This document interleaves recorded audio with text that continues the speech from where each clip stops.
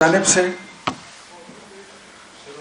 ایسے موقع پر جب پاکستان کی اکانومی ہم پہلے کہتے تھے کہ رن وے پر ٹیکسی کر رہی ہے اور اب وہ اڑان بھر چکی ہے، الحمدللہ اسٹاک ایکسچینج جو ہے وہ اپنی تاریخ کی بلندیوں کو چھو رہا ہے۔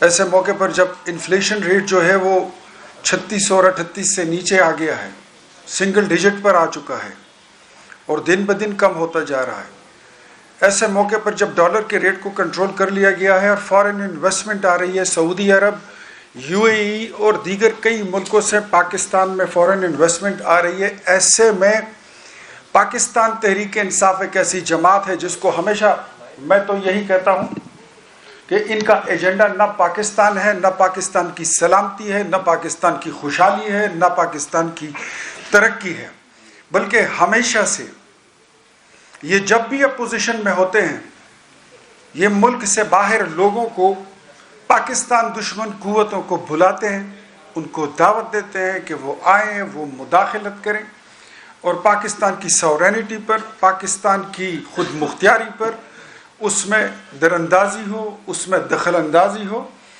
یہاں تک کہ یہ اپنے سیاسی اور ذاتی کاروباری مفادات کے لیے یہ لوگ کسی بھی حد تک جا سکتے ہیں۔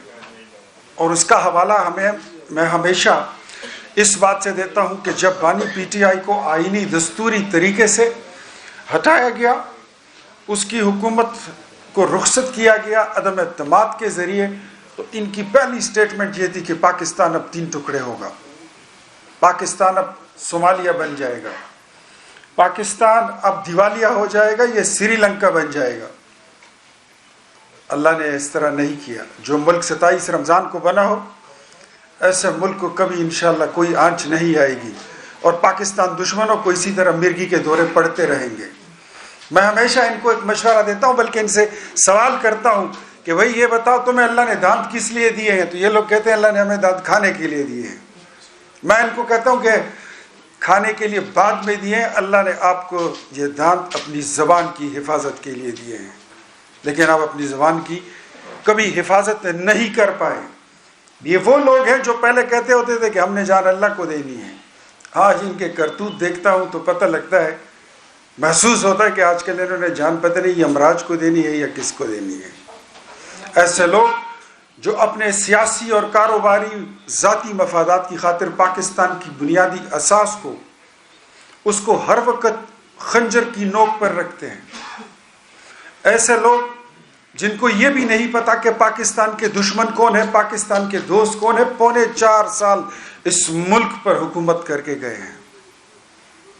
وہ پاک فوج جس کو ہمیشہ، آج الحمدللہ آپ نے دیکھا ہوگا، سنا ہوگا کہ کرم کا مسئلہ حل ہو گیا، پاک فوج پر جتنے یہ لوگ یہ اٹیک کرتے ہیں، اسرائیل میں بیٹھ کر ان کی سوشل میڈیا جس طریقے سے آپریٹ کی جاتی ہے، پتہ نہیں انہوں نے جان یمراج کو دینی ہے یا نیتن یاہو کو دینی ہے، سمجھ نہیں آتی ہے، ان کے کرتوت اچھے نہیں ہیں۔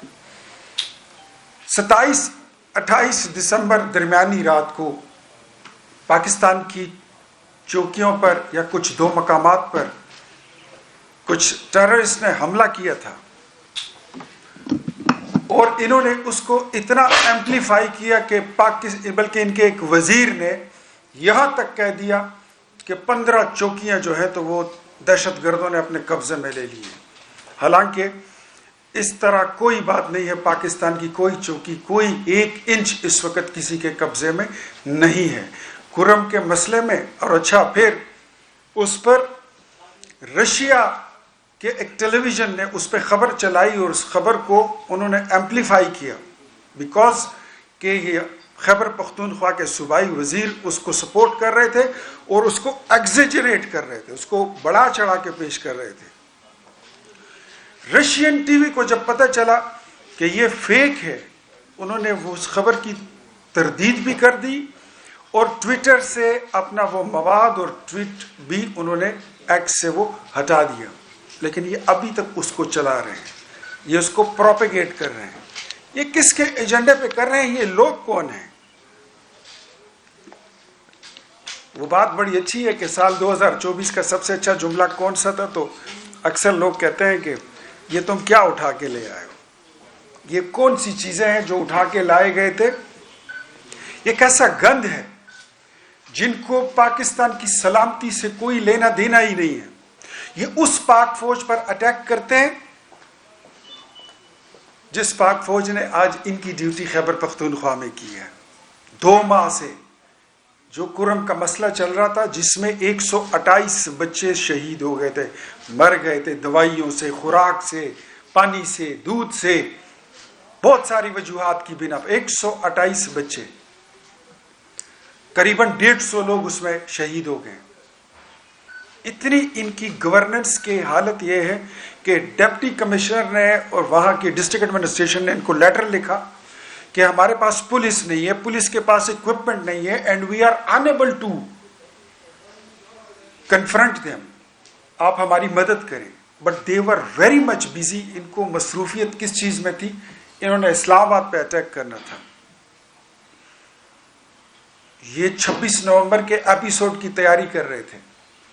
ان کی میڈیا اور social media, paid social media, وہ سب اسی میں لگی ہوئی تھی. ان کے جرگے بھی ہوئے، وہ بھی ناکام. تب جا کے وہ کامیاب ہوئی جب پاک فوج کو انہوں نے پکارا، پاک فوج گئی، انہوں نے مداخلت کی، تو آئی جی، چیف سیکرٹری اور وہاں کی پاک فوج کے جتنے ذمہ دار لوگ ہیں انہوں نے انٹروین کیا اور الحمدللہ وہ معاملہ ٹھیک ہو گیا. خیبر پختونخوا اس وقت بالکل اللہ کے رحم و کرم پر ہے اور کچھ بھی نہیں ہے. ہسپتال برباد، اسکولوں کا نظام برباد. تقریباً 3000 اسکول ایسے ہیں جس میں آج بھی 21ویں صدی میں یہ کہتے ہیں ہم نے تعلیمی ایمرجنسی نافذ کی ہے. 3000 اسکول ایسے ہیں جس میں 100-200 بچوں کو ایک استاد پڑھاتا ہے. وہ بچے اس ٹھٹرتی سردی میں نیچے زمین پر بیٹھتے ہیں. فرنیچر خریدا گیا، بل پاس ہوئے، لیکن فرنیچر کا کوئی وجود نہیں ہے. ہسپتال برباد ہو چکے ہیں، ہسپتالوں کا نظام بیٹھ چکا ہے. خیبر پختونخوا کے اسپتالوں میں کوئی علاج کرنے نہیں جاتا. آپ اسلام آباد کے اسپتالوں میں چلے جائیں، آپ پنڈی کے اسپتالوں میں چلے جائیں، آپ کو سب خیبر پختونخوا کے وہ لوگ جن کے پاس کرایہ ہے، وسائل ہے، وہ آپ کو یہاں ملیں گے، کیونکہ صحت کا نظام وہاں ختم ہو چکا ہے. اس کا پٹھا جو ہے وہ بیٹھ چکا ہے، وینٹیلیٹر پہ بھی نہیں ہے. سرجیکل گلوز جیسی چیزیں، معمولی چیزیں اربوں روپے کی خرید کر وہ اس میں چند کروڑ روپے کے گلوز اسپتالوں کو شاید ہی ملے ہوں، باقی سارے یا دستانے یہ کھا گئے ہیں یا اس کے پیسے یہ کھا گئے ہیں.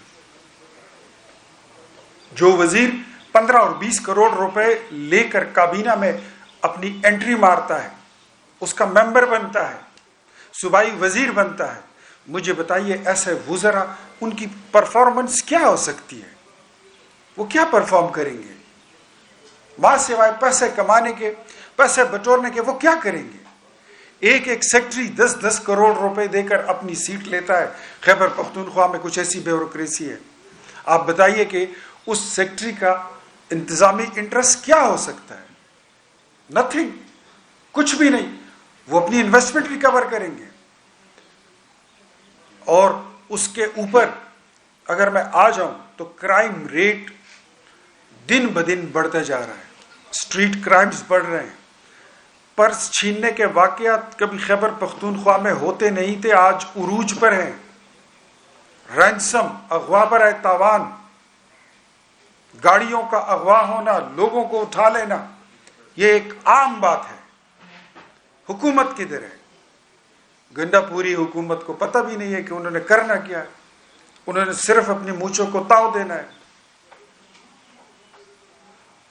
انہوں نے صرف اپنی روٹیاں کھانی، اپنی عیاشی کرنی ہے، اپنے مراعات بڑھانے ہیں. انہوں نے اٹیک کرنے ہیں مرکز پر، اسلام آباد پر، کیونکہ اسلام آباد پر جتنے یہ اٹیکس ہوتے ہیں اس کا ماسٹر مائنڈ عمران خان ہوتا ہے.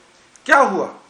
کہتے ہوتے تھے نا کہ 24 نومبر فائنل کال، ڈو اور ڈائی، ریڈ لائن اور ڈیڈ لائن. اب کیا ہوا؟ اب مذاکرات پہ آ گئے. تب آئے ہیں جب آپ کے ساتھ کسی نے بات نہیں کی. And everybody refused to talk to you. Everybody refused to even sit with you. کوئی آپ کے ساتھ بیٹھنے کے لیے تیار نہیں تھا. تب آپ آئے. اب تھوڑی عقل آ گئی ہے ان کو. ہم کہتے ہیں کہ یہ لوگ عقل سیکھیں. یہ عقل سیکھیں گے, ہم ان کو سکھائیں گے بھی. ورنہ یہ ان کا وجود, پی ٹی آئی کا وجود, یہ پاکستان کے لیے خطرہ ہے. ان کا وجود اس ملک کی بنیادی اساس کے لیے خطرہ ہے. ہمیشہ یہ حملہ آور ہوتے ہیں ہمارے ملکی اداروں پر, ہماری عدلیہ پر, ہماری جمہور پر, ہماری پارلیمان پر, انسانی حقوق پر.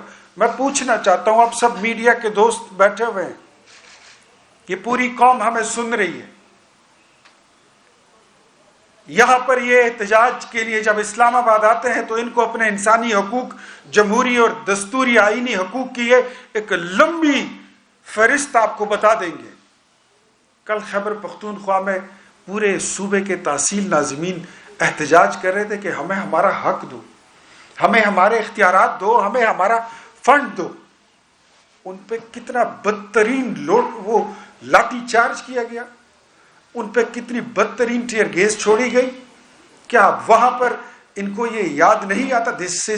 میں آپ کو بتا اس لیے رہا ہوں کہ this is the double standard and the double face of P T آئی.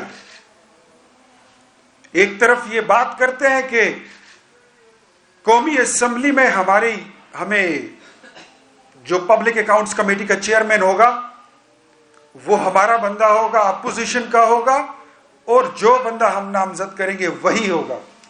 تو میں سوال رکھتا ہوں اس قوم کے آگے کہ یہی اصول پھر خیبر پختونخوا میں کیوں نہیں ہے؟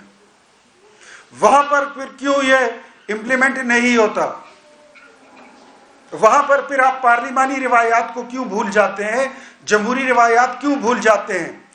2880 ارب روپے کے irregularities, غبن, خرد برد, چوریاں, یہ آڈیٹر جنرل کی رپورٹ ہے, میرا الزام نہیں ہے. آڈیٹر جنرل آف پاکستان کہتا ہے کہ 2880 ارب روپے کے خرد برد کے معاملات ان کے پکڑے گئے. اب اس کی جانچ کون کرے گا؟ پبلک اکاؤنٹس کمیٹی کرے گی. پبلک اکاؤنٹس کمیٹی میں پی ٹی آئی کا بندہ بیٹھا ہوا ہے, چور بھی خود, وکیل بھی خود, منصف بھی خود. کسے وکیل کروں, کس سے منصفی چاہوں؟ بنے ہیں مدعی وکیل بھی اور منصف بھی, نثار میں تیری گلیوں پہ وطن کے جہاں. وہی حالات ہیں اور ایسے حالات سے ہمیں گزرنا پڑ رہا ہے. اس وقت پاکستان کی سلامتی کے تمام اداروں کو اپنی ذمہ داریاں بڑی احسن طریقے سے ادا کرنی ہوں گی.